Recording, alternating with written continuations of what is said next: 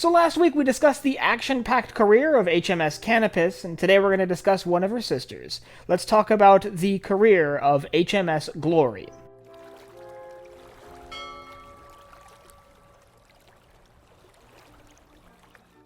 Glory was laid down at Laird Brothers in Birkenhead in December of 1896 and launched a few years later in March of 1899.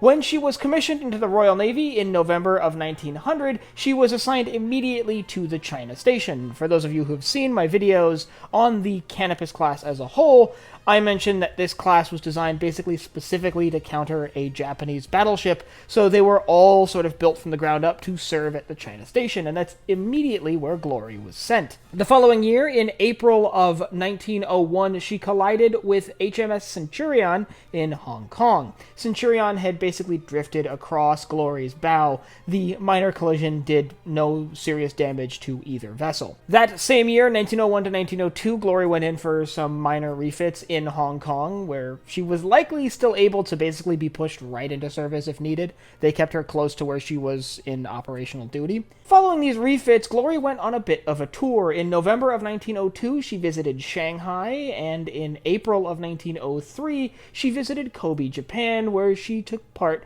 in a naval review for Emperor Meiji.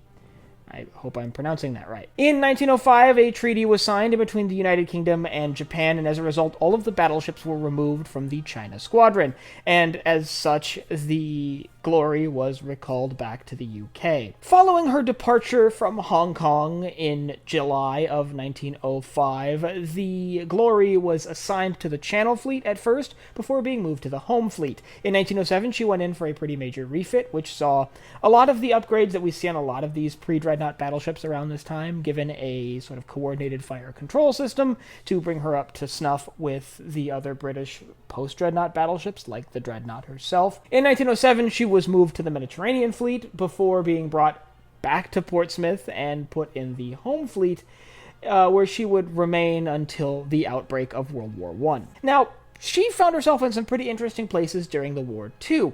With the outbreak of the war, she was actually shifted to Canada, where she started off the war escorting Canadian troops across the North Atlantic, a route that she did a few times in the fall of 1914. An interesting note, in October of 1914, she sort of shuttled a convoy across the Atlantic, and when she arrived near the United Kingdom, she was relieved by a ship we've actually already talked about, the HMS Majestic, one of the Majestic-class battleships. Following the Battle of Coronel, which some of you may know from my video on the Canopus, the British began organizing a new squadron to go down and intercept the German East Asia Squadron.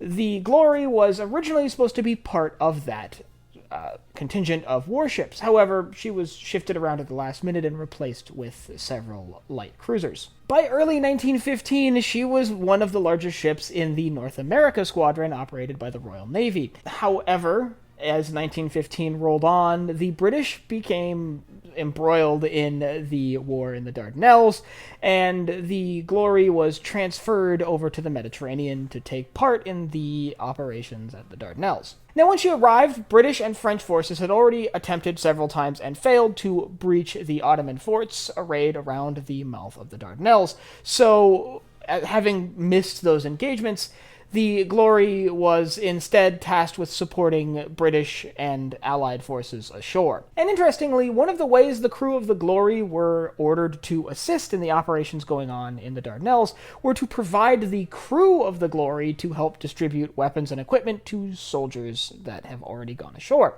So the Glory was left with basically a minimal crew on board, while most of their crew were onshore helping the Anzac and British forces fight and helping the logistics side of the invasion of Gallipoli. It wouldn't be until October 1915 that the Glory herself was actually involved in an engagement when the Glory's guns were used to shell Turkish shore positions at Gallipoli, an operation she carried out with HMS Prince George. Following the end of the Gallipoli campaign, she briefly served with the Mediterranean Fleet, again serving around the Suez Canal, before being recalled back to the United Kingdom in 1916. In August of 1916, however, she was given an interesting assignment.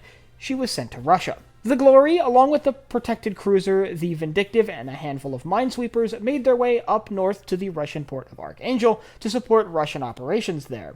She would actually remain there throughout the end of World War I and play some kind of significant roles in the Russian Civil War in that region. In 1917, as forces of the Red Army pushed into that region of Russia, supplies from the Glory actually prevented the city of Archangel from falling fully into communist hands. In early 1918, fearing a Finnish invasion of Russia, several crew members from the Glory were actually sent ashore to protect the cities of Murmansk and Archangel from a Finnish invasion. Interestingly, they didn't just send men, they actually sent some pretty significant weaponry, including several machine guns and a 12-pounder artillery piece. This force actually did defend the city of Murmansk against a Finnish invasion later that year, a defense that was ultimately successful and forced back the Finnish troops. By 1919, the Glory became the last active British pre-dreadnought battleship,